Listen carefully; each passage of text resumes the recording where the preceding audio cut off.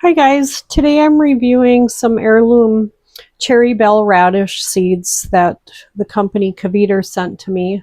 These are a non-GMO seed, um, and these are great for putting in containers on your patio.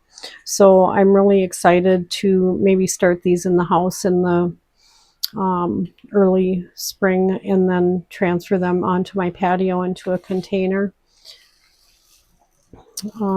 They're very fast maturing plants and can be harvested in about 23 days. So anyway, there's about 900 seeds in this package.